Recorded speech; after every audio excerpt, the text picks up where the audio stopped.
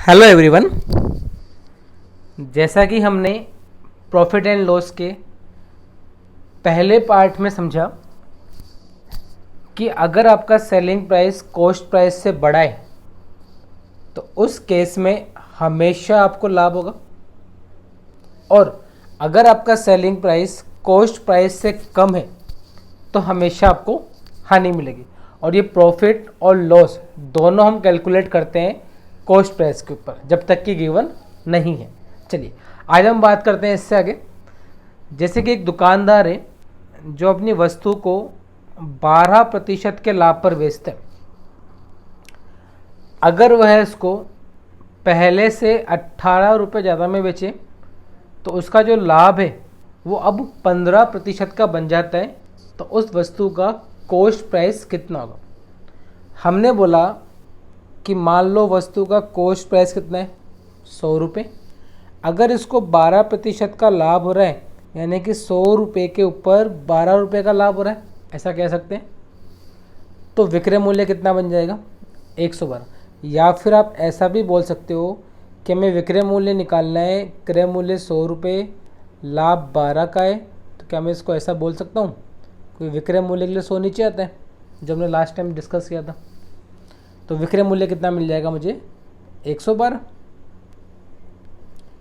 अब क्वेश्चन ने बोला है कि अब जो हमारा प्रॉफिट है वो 15% का बन जाता है। कब? जब इसको 18 रुपये में बेच रहे हैं एक्स्ट्रा। पहले जितने में बेच रहे थे उससे 18 रुपये एक्स्ट्रा में बेचते हैं। तो मैंने बोला कॉस्ट प्राइस तो हमारा सेम है। अगर प्रॉफिट 15% का बन जाता है तो नया सेलिंग प्राइस 115 बन जाएगा। आप देखिए पहले 112 रुपये मिल रहे थे, अब 115 रुपये मिल रहे हैं। तो हमारे अकॉर्डिंग कितने रुपए का इंक्रीमेंट हुआ? 3 रुपये का कह सकते हैं। या फिर ऐसा बोल दिया मैंने कि जो डिफरेंस है सेलिंग प्राइस का वो 115 माइनस 112 ऐसा है, जो किसके बराबर है? 3 रुपये के। लेकिन क्वेश्चन के अकॉर्डिंग वो 18 रुपये एक्स्ट्रा है, यानी इस 3 का मान 18 होगा तो 1 का मान 6 मिल जाएगा। तो हमने कॉस्ट प्राइस 100 माना हुआ है, तो ये निकल कर आ जाएगा 600 रुपये। एक तरीका तो आपके पास ये हुआ। दूसरा मैं ऐसा बोल सकता हूँ, जब भी इस तरह का क्वेश्चन हमारे पास आए, हमने ये बोला कि पहले 12% का प्रॉफिट हो रहा है, अब प्रॉफिट 15% का हो रहा है। तो हमारे अकॉर्डिंग जो इसके प्रॉफिट का डिफरेंस आ रहा है वो कितने का आ रहा है? 15 माइनस 12, 3% का। यानी पहले 12% का प्रॉफिट था, अब 15 का है। तो 3% का प्रॉफिट एक्स्ट्रा बढ़ रहा है। और क्यों बढ़ रहा है? इस 18 रुपये के कारण। अगर 3% का मान 18 है तो 1% का मान 6 मिल जाएगा। और कुल की बात करेंगे तो 100 का मान कितना मिल जाएगा आपको? 600। हम ये बात कर रहे हैं कि मान लो अगर ये ऐसा होता कि 12% का तो प्रॉफिट होता और अब 16% का प्रॉफिट होता, तो हम ये बोलते इस वाले केस में जो डिफरेंस आ रहा है वो कितने का आ रहा है? 4% का। डायरेक्टली हम 4% का मान जो क्वेश्चन ने दिया होता उसके इक्वल कर देते। चलिए बढ़ते हैं आगे इसमें। An article is sold at 8% loss. Had the shopkeeper sold it for 650 रुपये more, he would have gained 5%. Question ये बोल रहा है कि एक वस्तु को हमने पहले 8% हानि पर बेचा। अगर मैं इसको 650 रुपये एक्स्ट्रा में बेचता तो मुझे 5% का फ़ायदा होता। तो हमने बोला कि कॉस्ट प्राइस हमारे पास 100 रुपये। अगर पहले 8% की हानि हो रही है, यानी 100 रुपये के ऊपर 8 रुपये की हानि हो रही है, कह सकते हैं ऐसा। तो मेरा विक्रय मूल्य कितना मिल जाएगा? सेलिंग प्राइस 92 रुपये। अब क्वेश्चन ने बोला है कि अब फ़ायदा कितना हो रहा है? 5% का। यानी इस 100 रुपये के ऊपर 5% का फ़ायदा हो रहा है, यानी जो सेलिंग प्राइस मिलने वाला है वो हो जाएगा 105 रुपये। हानि थी इसलिए कम किया, यहाँ पे प्रॉफिट है इसलिए इसको हम ऐड कर रहे हैं। देखिए हमारे पास पहला सेलिंग प्राइस 92 है, अब सेलिंग प्राइस 105 है। तो हम ऐसा कह सकते हैं कि पहले से हमें 13 रुपये एक्स्ट्रा मिल रहे हैं, जो कि डिफरेंस है सेलिंग प्राइस का, कह सकते हैं ऐसा। क्वेश्चन ने बोला है कि नहीं, आपको 650 रुपये एक्स्ट्रा मिलते हैं, यानी इस 13 का मान 650 है, तो 1 का मान 50 मिल जाएगा। और हमने कॉस्ट प्राइस को 100 माना हुआ है तो उसको हम बोल देंगे 5000 रुपये। चलिए मैंने बोला इसको मेथड नंबर 2 से बात करें तो पहले 8% का लॉस हो रहा था, वो लॉस को दिखाते हैं माइनस से। और यहाँ 5% का प्रॉफिट हो रहा है, इसको दिखेंगे +5 से। दोनों सेम चीज़ें थी, ऊपर वाले केस में दोनों प्रॉफिट थे, इसलिए हमने साइन का यूज नहीं किया। यहाँ पर एक लॉस और एक प्रॉफिट है। अब देखो हमें इनका डिफरेंस निकालना है, तो मैंने इस +5 में घटाया -8 को, तो आप देखेंगे ये माइनस और ये माइनस आपस में क्या बन जाएंगे, प्लस। तो जब भी एक प्रॉफिट आएगा और एक लॉस आएगा तो एक्चुअल में जो इनका डिफरेंस है वो हमेशा जुड़ जाएगा। या ऐसा कह सकते हैं कि दो अपोजिट साइन हमेशा ऐड होते हैं जब हम उनको घटाते हैं। जैसे हमने जब पास फेल की बात करी थी परसेंटेज के अंदर कि एक पास होता है इतने नंबर से, एक फेल होता है, तो जब हम उनका डिफरेंस निकाला करते थे तो डिफरेंस हमेशा जुड़कर आता है अगर एक पास और एक फेल है तो। अगर दोनों पास होते हैं तो डिफरेंस डिफरेंस की फॉर्म में आता है। तो इट मीन्स अगर दोनों प्रॉफिट होंगे या दोनों लॉस होंगे तो डिफरेंस निकालना पड़ेगा। लेकिन अगर एक प्रॉफिट है और एक लॉस है तो आपका डिफरेंस जुड़ जाएगा। तो हमने बोला 8 और 5 हमारे अकॉर्डिंग डिफरेंस कितने का आ रहा है, 13 का। क्वेश्चन के अकॉर्डिंग ये आ रहा है 650 का। तो एक का मान 50, तो 100 का मान कितना मिल जाएगा आपको, 5000। चलिए आइए समझते हैं वापस से इसको कि एक दुकानदार ने एक मोबाइल 5% हानि पर बेचा। यदि वह उसको पहले से 3375 रुपये ज़्यादा में बेचता तो अब उसको 10% का लाभ होता। देखिए अगर मैं मान लेता हूँ कॉस्ट प्राइस 100 रुपये, पहले उसको 5% की हानि हो रही थी, यानी 100 रुपये की चीज़ 95 में सेल हो रही थी। अब उसको 10% का लाभ हो रहा है, यानी 100 रुपये की चीज़ अब 110 में बिकेगी। आप देखिए पहले 95, अब 110, तो प्राइस कितनी बढ़ रही है हमारे अकॉर्डिंग, 15 रुपये। क्वेश्चन ने बोला है ये प्राइस जो है वो 3375 रुपये एक्स्ट्रा है। यानी मैं ऐसा कह सकता हूँ कि 15 का मान 3375 होगा।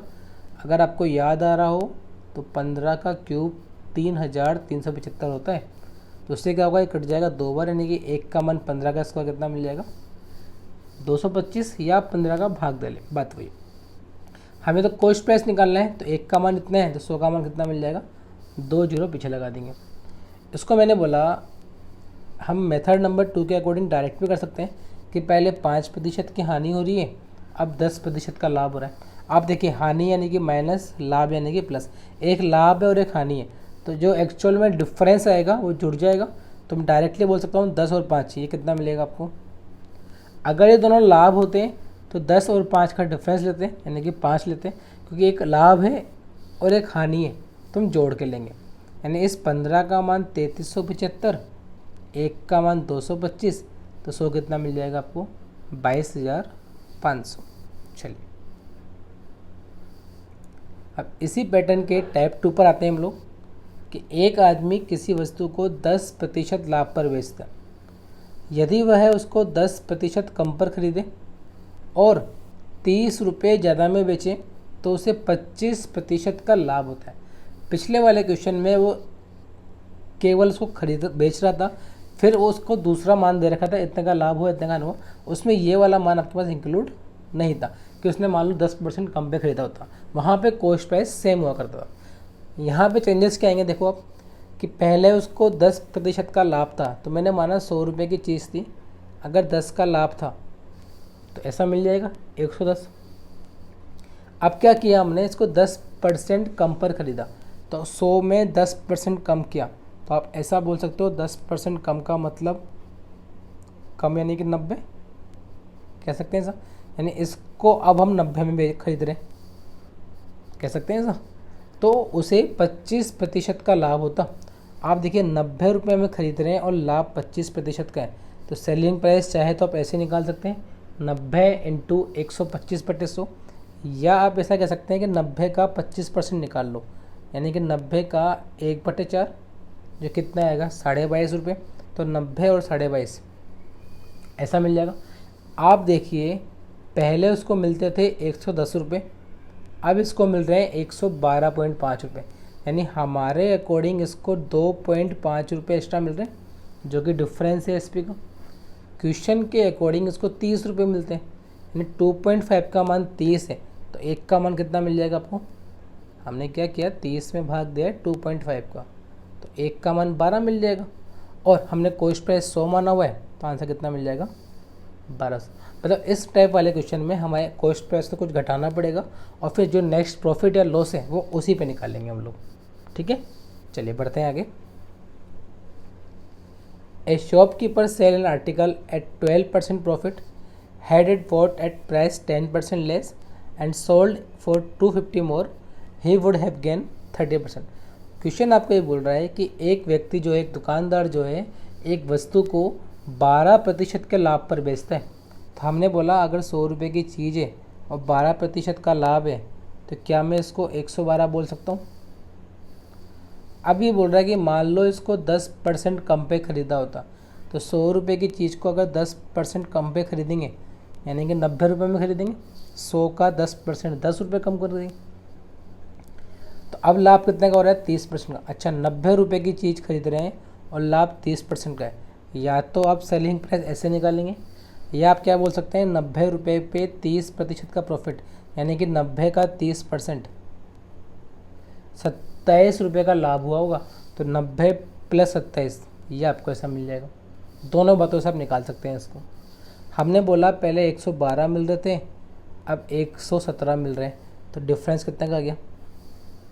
5 रुपये का। क्वेश्चन के अकॉर्डिंग 250 का है, यानी इस 5 का मान 250, 1 का मान 50, तो हमने कॉस्ट प्राइस 100 माना हुआ है, तो कितना मिल जाएगा आपको? ये 5000। चलिए बढ़ते हैं आगे। एक व्यापारी एक वस्तु को 10% लाभ पर बेचता है। यदि वह उसको 4% कम पर खरीदे और 16 रुपये ज़्यादा में बेचें तो उसे 16 से ही 2/3% का लाभ होता है। कॉस्ट प्राइस ज्ञात करें। हमने बोला पहले उसको 10% लाभ पर बेचा, यानी अगर 100 रुपये कॉस्ट प्राइस होगा तो उसको 110 में बेचा होगा, कह सकते हैं ऐसा। अगली बार वो क्या कर रहा है, उसको 4% कम पे ख़रीद रहा है, यानी कि 100 रुपये की चीज़ में 4 रुपये की कमी हो रही है, यानी उसको ख़रीदा है इसने 96 में। अब जो उसको प्रॉफिट हो रहा है वो 16 से ही 2/3% का है, जिसको कि आप 1/6 बोल सकते हैं। हमने एक बात सीखी थी परसेंटेज के अंदर कि 1/6 का मतलब है आपके 6 रुपये की चीज़ 7 में गई। तो अब 2 फ्रैक्शन बनाया करते थे, 7/6 और 6/7, याद आ रहा है। अगर हमें लाभ हो रहा है तो विक्रय मूल्य लाभ के केस में बड़ा होता है और कॉस्ट प्राइस छोटा होता है, तो विक्रय मूल्य निकालना है हमें, क्योंकि लाभ हो रहा है तो बड़ा फ्रैक्शन जो है उससे मल्टीप्लाई कर देंगे। तो 96 × 7/6 कितना मिल जाएगा? 112। एक तरीका तो ये वाला है। दूसरा आप क्या कर सकते हो कि भाई आपको अगर ये याद नहीं है तो आप क्या करेंगे, सेलिंग प्राइस निकालने के लिए इस 96 को मल्टीप्लाई करेंगे। मैं इसको ऐसा बोल सकता हूँ, 116 से ही 2/3% बटे 100, और फिर इसका मान आप 7/6 बोल सकते हैं। 2 तरीके हमारे पास हैं। या फिर आप ऐसा भी बोल सकते हैं, अगर आपको ये बात थोड़ी कन्फ्यूजिंग लग रही है तो आप देखिए इसको लाभ कितने का हो रहा है, क्या मैं इसको 1/6 बोल सकता हूँ? अगर इसको 1/6 रुपये का लाभ हो रहा है तो ये लाभ किस पे काउंट होता है? कॉस्ट प्राइस पे, यानी कि 96 का 1/6, यानी इसको लाभ हो रहा है 16 रुपये का। तो अगर 96 में ख़रीदा है, 16 रुपये का लाभ है, तो 96 + 16 मैं इसको 112 बोल सकता हूँ। ठीक है, तो मैंने बोला पहले 110 मिल रहे थे, अब 112 मिल रहे हैं। कितने रुपये एक्स्ट्रा मिल रहे हैं आपको? 2 रुपये। क्वेश्चन ने कितने बताए? 16। तो 1 का मान कितना मिल जाएगा आपको? 8। और हमें कॉस्ट प्राइस निकालना है जो कि हमने 100 माना हुआ है, तो ये बन जाएगा आपका 800। चलिए बढ़ते हैं आगे इसमें। A book seller sell a book at a profit of 10% if he had bought it at 4% less and sold it for 60 रुपये more, he would have gain 18 से he 3/4%, then find the CP। Question आपको ये बोल रहा है कि एक व्यक्ति, एक किताब वाला विक्रेता एक किताब को 10% के लाभ पर बेचता है, यानी अगर 100 रुपये में ख़रीद रहा है तो बेचेगा इसको 110 रुपये में। अब ये बोल रहा है कि मान लो इसने इसको 4% कम पे ख़रीदा होता, यानी इसने 100 रुपये की चीज़ को 4 रुपये कम यानी कि 96 में ख़रीदा होता, कह सकते हैं ऐसा। तो इसको जो प्रॉफिट है वो 18 से ही 3/4% का मिलता। मैंने आपको बोला कि हमने एक फ्रैक्शन पढ़ा था परसेंटेज के अंदर, 6 से ही 1/4%। अगर आपको याद आ रहा हो तो इसको 1/16 बोलते हैं। ये 18 से 3/4 है, यानी मैंने इसको 3 से मल्टीप्लाई किया, तो क्या मुझे ऐसा नहीं मिल जाएगा? ये तो मैं ऐसा बोल सकता हूँ कि जो इसकी वैल्यू है वो 3/16 मिलती है। अगर आपको ऐसे समझ में नहीं आ रहा है या फ्रैक्शन आपको याद नहीं है तो इसका एक तरीका और है जिसको कि हम बेसिक तरीका बोलते हैं कि 18 से ही 3/4%। आप क्या करें, इस 4 को 18 से मल्टीप्लाई करें और 3 जोड़ दें तो वैल्यू मिली आपको 75/4। परसेंटेज के लिए बटे में 100 आएगा, 25 से कटेगा 3 बार, ये कटेगा 16 बार। तो आप ऐसे भी वैल्यू को निकाल सकते हैं। तो मैंने बोला यहाँ पे जो प्रॉफिट हो रहा है वो एक्चुअल में 3/16 का हो रहा है। अगर मुझे सेलिंग प्राइस निकालना है तो बड़े फैक्टर से मल्टीप्लाई करना पड़ेगा, यानी कि 16 से 19 बन रहा है तो 19/16। या फिर आप क्या बोल सकते हो कि 96 रुपये की वस्तु पर 3/16 का लाभ हो रहा है, तो 96 का 3/16 जब हमने निकाला, इसको मल्टीप्लाई किया तो कुछ ऐसा मिल रहा है आपको कि 18 रुपये का लाभ हो रहा है 96 इंटू 3/16 करके। अगर 96 रुपये की चीज़ पर 18 रुपये का लाभ हो रहा है यानी वो वस्तु 114 रुपये में बेची होगी, कह सकते हैं ऐसा। आप देखिए, आप पहले 110 में बेच रहे थे, अब 114 में बेच रहे हो, तो डिफरेंस कितने का आ रहा है, 4 रुपये का। और ये डिफरेंस क्वेश्चन ने बताया है 60 रुपये। अगर इस 4 का मान 60 रुपये तो क्या 1 का मान 15 बोल सकते हैं? अगर 1 का मान 15 रुपये तो 100 का मान कितना मिल जाएगा आपको, 1500 रुपये। चलिए बढ़ते हैं इसके टाइप नंबर 3 की तरफ।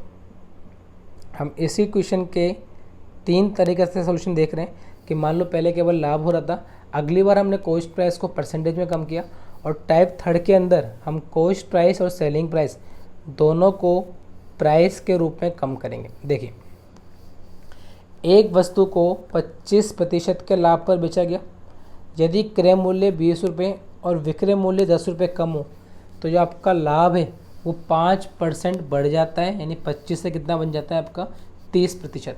तो कॉस्ट प्राइस कितना होगा? मैंने बोला पहले ये चीज़ 100 रुपये की थी, अगर 25% का प्रॉफिट है तो 125 मिल जाएगा।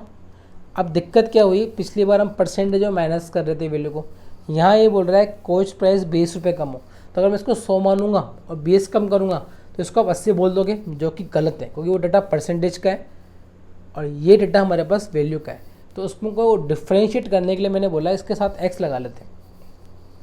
तो देखिए 100x की चीज़ 25% के प्रॉफिट में बेची गई तो पहला विक्रय मूल्य मिल रहा है 125x। अगली बार इसमें हमने 20 रुपये कम किए तो मैं ऐसा कह सकता हूँ जो मेरा कॉस्ट प्राइस है वो 100x - 20 बन जाएगा।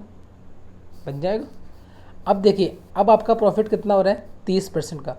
अगर मुझे इसका विक्रय मूल्य निकालना है तो मैं ये बोल लूँगा ये मेरा कॉस्ट प्राइस इंटू विक्रय मूल्य के लिए 130/100 कर देंगे भाई, बटे में 100 आता है और 30 का लाभ हो रहा है 30% का।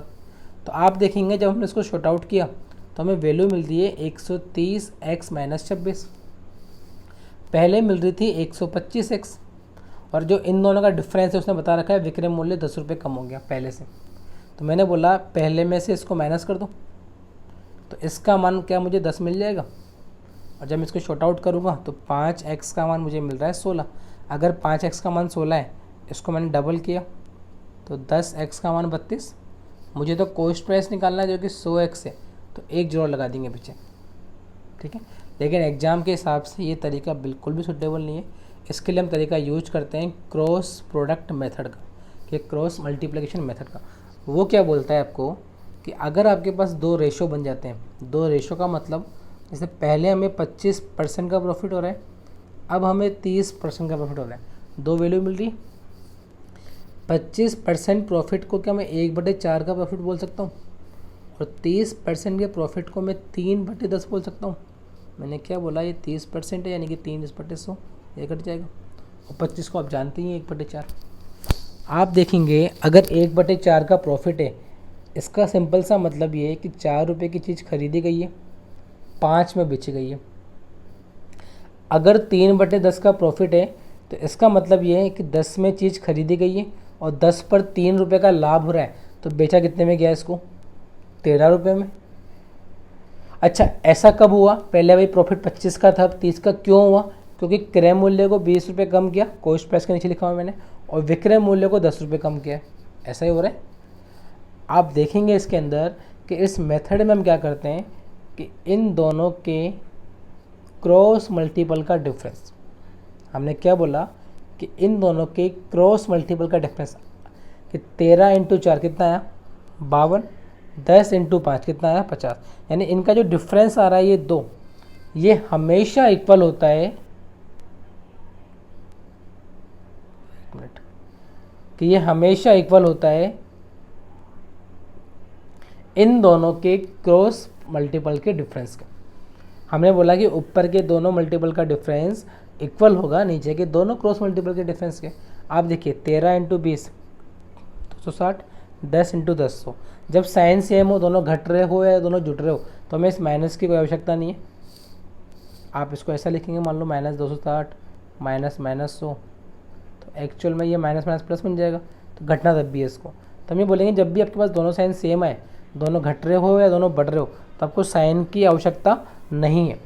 मैंने बोला यहाँ पे तो हमारे पास 2 रुपये का डिफरेंस आ रहा था और यहाँ पे हमारे पास 160 का डिफरेंस आ रहा है, तो मैं ऐसा कह सकता हूँ कि इस 2 का मान 160 के बराबर होगा। हमें कॉस्ट प्राइस निकालना है, तो इस वाले केस में जो पहली कॉस्ट प्राइस है वही आपका आंसर होता है। अगर 2 का मान 160 है तो क्या मैं 4 का मान 320 बोल सकता हूँ? बस यही हमारा आंसर है। आइए इसी को समझते हैं वापस से। हमने बोला किसी वस्तु को 25% लाभ पर बेचा गया, यदि क्रय मूल्य 20 रुपये और विक्रय मूल्य 4 रुपये बढ़ा दिया जाए तो आपका जो प्रॉफिट है वो 15% कम हो जाता है।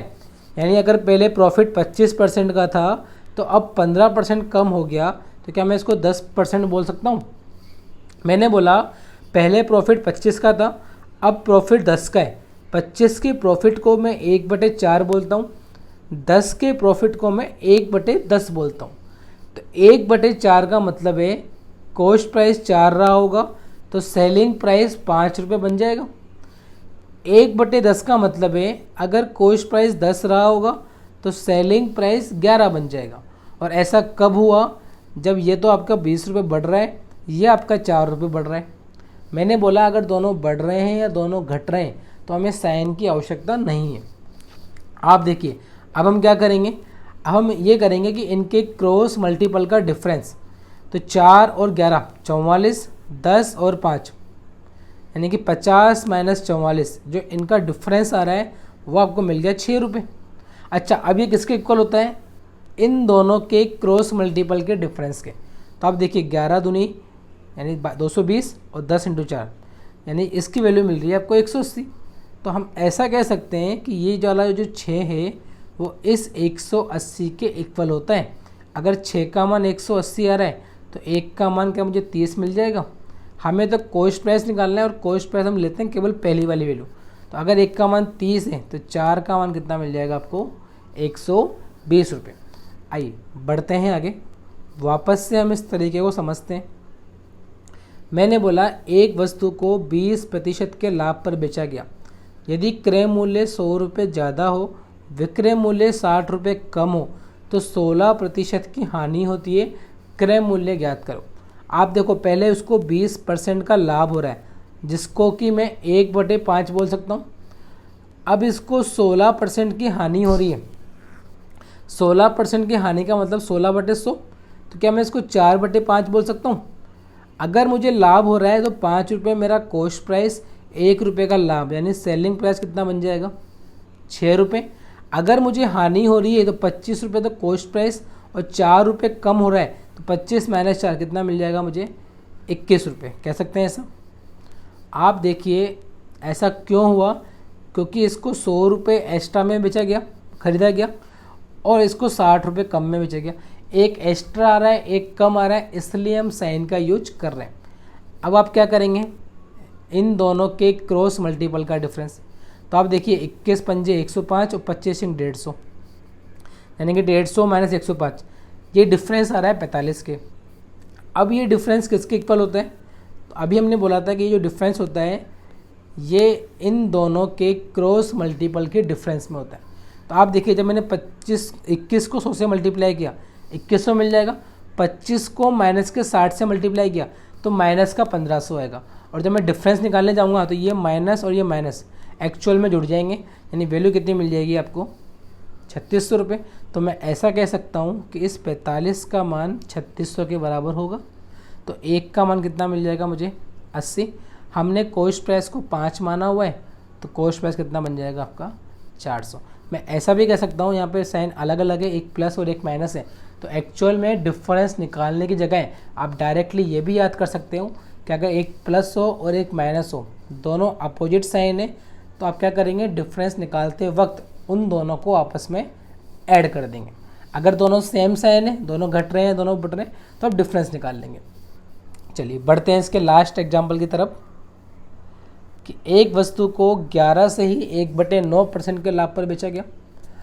यदि इसके क्रय मूल्य को 1300 रुपये और विक्रय मूल्य को 3000 रुपये कम कर देते हैं, तो आपका जो प्रॉफिट लॉस है वो 9 से ही 1/11% का हो जाता। बताइए कॉस्ट प्राइस कितना होगा।